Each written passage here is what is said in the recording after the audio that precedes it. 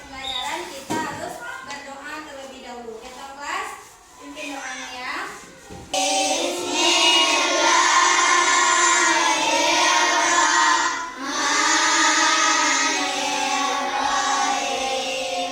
Apakah ada yang tidak hadir hari ini? Tidak. Hadir semuanya? Hadir. Alhamdulillah. Anak-anak ibu melihat tulisan yang di depan itu apa? Berpikir komputasional. Berpikir komputasional. Sebelumnya kalian sudah pernah dengar nggak berpikir komputasional ini? Belum. Nah, berpikir komputasional ini cara berpikir pada coding dan kecerdasan artifisial. Anak-anak ibu pernah nggak dengar istilah coding? Sudah pernah atau belum? Belum. Kecerdasan artifisial? Sudah pernah dengarnya? Belum. Nah, jadi pemerintah kita sekarang karena zaman semakin canggih, ya semakin canggih. Kalian main FF. Orang tua kalian tahu nggak FF? Tidak. Makanya karena zaman semakin canggih, maka pemerintah kita menambah satu mata pelajaran lagi di fase C, yaitu mata pelajaran coding dan kecerdasan artifisial, supaya anak-anak ibu tidak salah kaprah dalam menyikapi teknologi yang ada sekarang ini. Nah, salah satunya dengan berpikir komputasional. Setelah belajar ini nanti, ibu berharap kalian nanti mampu mengidentifikasi seperti apa berpikir komputasional ini, apa-apa saja prinsip berpikir komputasional. Ini di akhir pelajaran nanti kalian mampu memahami tentang ini. Sebelum kita mulai pembelajaran, kita menyanyikan lagu wajib dulu.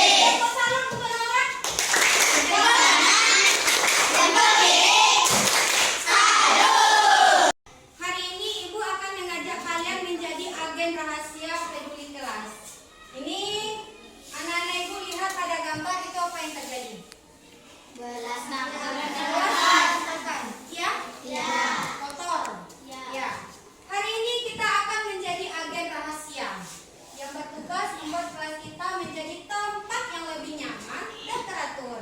Kita akan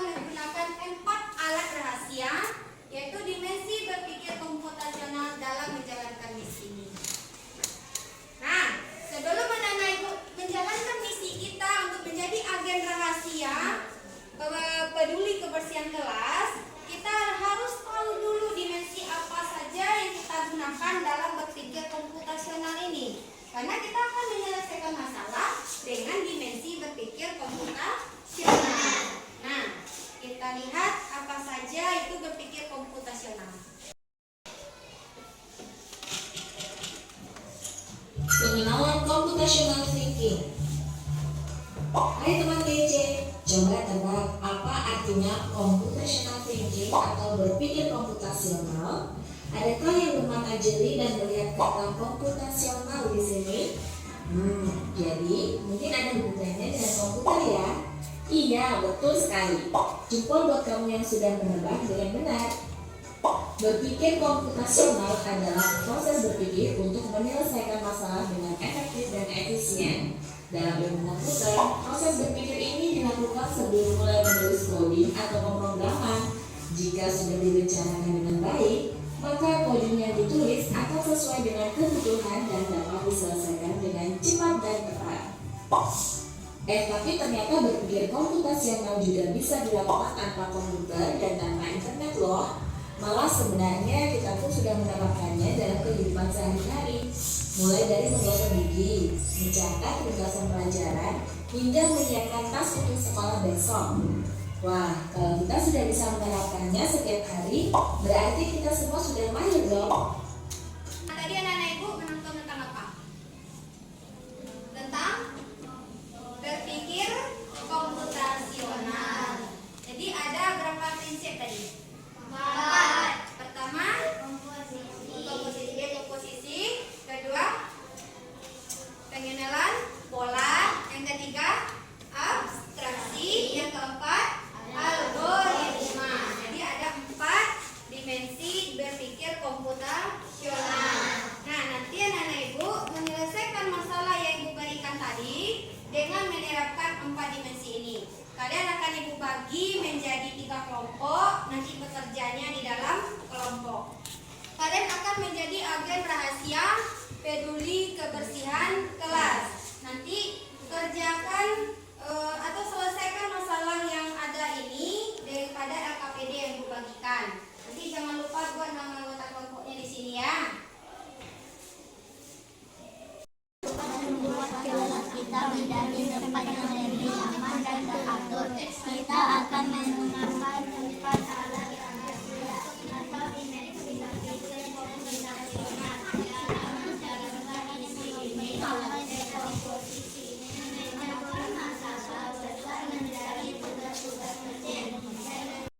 Fokus pada inti masalah dan mengabaikan hal yang tidak penting. Algoritma menyusun rencana aksi yang menjelaskan Jadi diisi ya jawabannya ya. Yang dekomposisi dulu. Nah, dengar ibu, dekomposisi apa tadi? Memecah masalah besar menjadi tugas-tugas kecil. Nah, masalahnya apa? Kelas berantakan atau kelas yang kotor.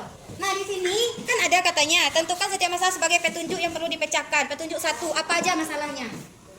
Apa-apa aja masalah yang ada di dalam gambar ini. Apa yang terjadi di dalam gambar ini? Coba dulu dilihat yang pertama apa?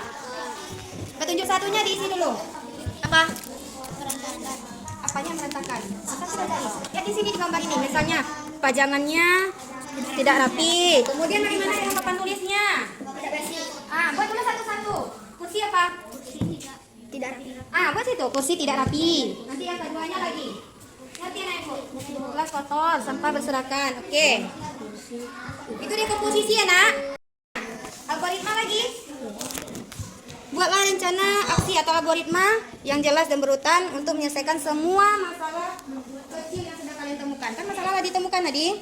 Langkah-langkah ini harus bisa diterapkan oleh seluruh anggota kelas. Ini kan sudah ada nih, kelasnya kotor, sampah berserakan, meja tidak rapi, papan tulisnya kotor, buku berserakan. Nah, petunjuk ini digunakan untuk menentukan langkah yang kita lakukan. Paham? Contoh di sini, kalian buat kelas kotor. Apa langkah yang kalian lakukan? membersihkan kelas. Ya, atau bagaimana? Boleh bersihkan kelas. Atau itu bagaimana cara kalian merancang misi kalian supaya kelas ini bisa bersih. Sekarang kita akan menampilkan masing-masing misi dari kelompoknya. Satu orang perwakilan kelompok untuk sweep ke depan. Siapa yang tampil pertama? Siapa? Naura. Ya. Lanjut. Siapa? Elsa. Nomor 2 ya. Ini yang nomor 3. Assalamualaikum warahmatullahi wabarakatuh. Dari kelompok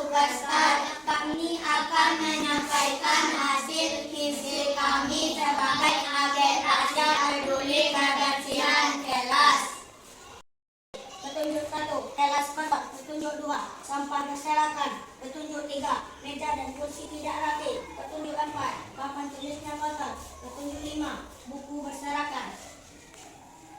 Siswi tidak menjaga kebersihan kelas sehingga menjadi kotor dan sampah berserakan. 3, abstraksi. Karena muridnya malas dan tidak peduli lingkungan kelas. 4, algoritma. Langkah 1, gotong royong membersihkan kelas bersama.